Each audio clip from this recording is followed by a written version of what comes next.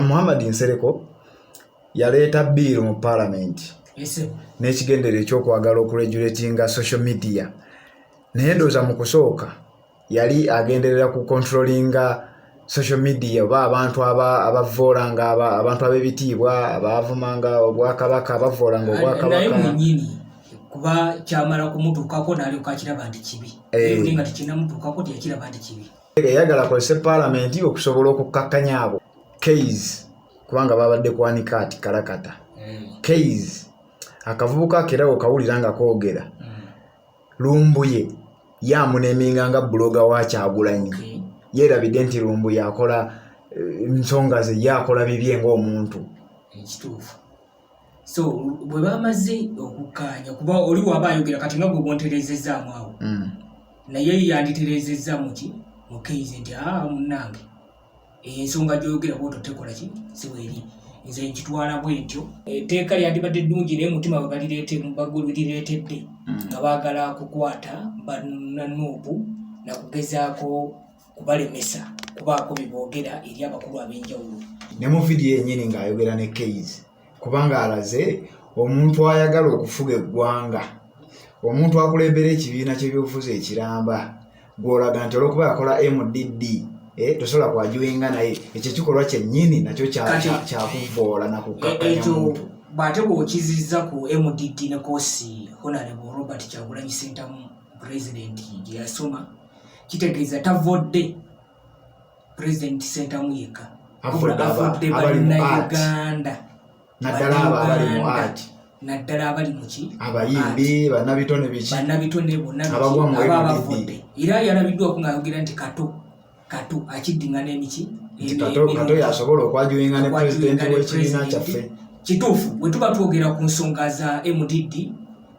ebyo era tusobola kuleeta Muhammad Nsereko. Muhammad Nsereko tusobola muleeta you cannot compare Muhammad Nsereko ne Robert Kyagulanyi Ssentamu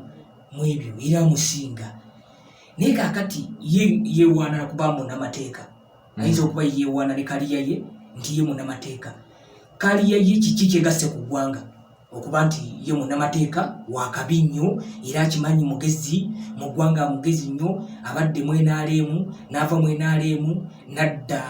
nadda mu makkati awo kuba ye tanyonyolekeka tavangako mu NRM tanyonyolekeka tusobola kugamba nti ali ku opposition nze ngamba tavangako mu NRM ali awo tanyonyolekeka kati omuntu atategeerekeka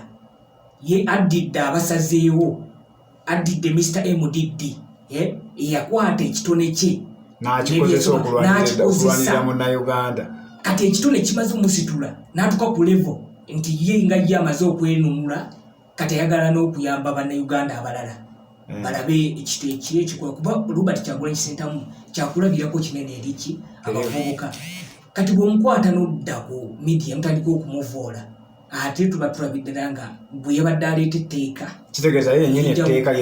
nga pulezidenti we yamugambye nti ye first victim era etteeka lisooka kukwata ye mwennyini kuba azze kuli agezaako mukakanya nze sisobola kukola ki Muhammad Nsereko nga bw'oyogedde mu kavidiyo ako wandibadde naawe olowooza by'oyogera nga tunabakola ki nga tonajja ku mpewo kubyogerako omanye nti nga tunaba kukakkanya balala abo bw'oyagala okukakkanya bayina ababakkiririzaamu era bayina ababeegomba nga naye mu kwogera ke yalaze nti ekimu ku bimuleetesa etteeka eryo kwe kuziyiza abantu abakkakkanya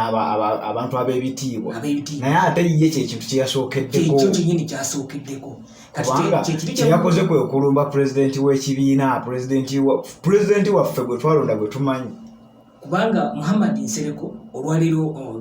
akalulu ke kakyali mu kooti yasazeewo baddemu bawulirize omusango ogwo naye ogamba si bwe busungu obwo naye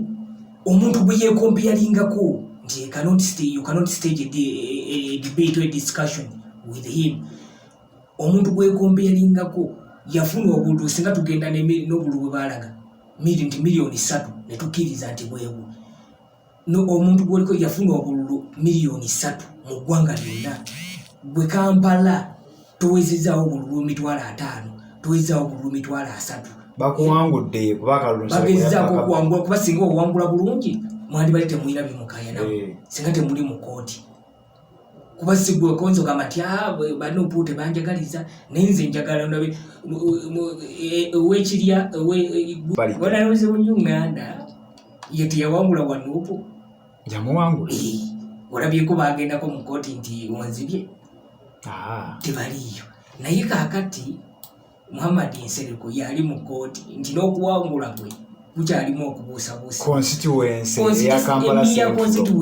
constituency kati okatambula bwoti nodde eri ku bigere naye ate nga gwaliko yawangula akalulu okwetola eggwanga atambula mu nsi ez'enjawulo ate okumanya yawangula basayidinge balwanisi bafune signature ye ng'asayidinga autograph ez'enjawulo kati yigwa kakkanya Muhammad Nsereko owekitiibwa anti munaye tajagala mukakkanya agatumwa ekitiibwa mwana honorable Muhammad Nsereko munnaffe nga bw'oyagala tukuwa ekitiibwa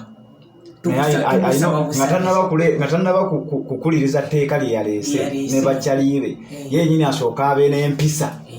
asooka awo abantu abakulu ekitiibwa asooka awo abantu ab'ebitiibwa ekitiibwa Kyagulanyi Ssentamu President His Excellency Robert Kyagulanyi Ssentamu yamukulembeze yawangula obwa president alina abantu abamukkiririzaamu so abantu abo bawa ekitiibwa ekirala ne field ya MDD agiwa ekitiibwa abaana baffe abasoma MDD talumbye Kyagulanyi yekka wabula alumbye abantu abali mu music abantu abali mu comedy abantu abali mu bonna abali mu kiyaga bonna atulaze nti bo tebalina makulu mu ggwanga ng'ate tulaba nti eggwanga abantu abalinga kati abaliwo abastandies bali ku bitone kati gwe ogamba ekintu ate kisitula ebitone by'abantu n'ogamba nti nogezaako okukikkakkanya bwoti n'okkakkanya bayinza otusingako okuzanya ebyobufuzi naye ate generation mwe bazanyira nkyamu nti bo eyaabwe erabika ekoze eki bali mu kawungezi kaabwe ate ffe tuli mu makya bali mu budde bwabwe bw'oluvannyuma kati ffe ate obudde bukya buki bali mu kunnyuka emyaka mwe bajjira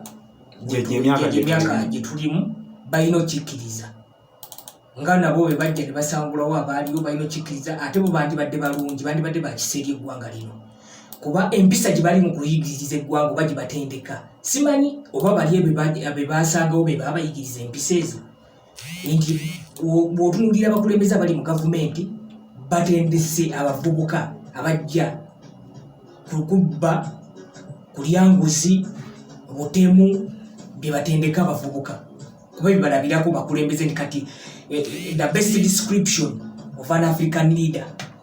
butemu nguzi nakweremeza mu buyinza nti abakulembeze be baliwo kati ne ba Muhammad Nsereko bulaba obusungu bwe bujjira kugezaako kulaba nti abanuupu balina candidate yagezaako kukolaki okumusiga okudda oba oliawo n'omuwangula kwebizesebwa zikyali mu kooti nabakusalawo kati abo balina obusungu obwo kati abasajja abo nze njagala obbakakasa nti eno generation gye bawalampye enkyamu ndala era tebagenda kusobola kutuwangula bajja gezaako buli kimu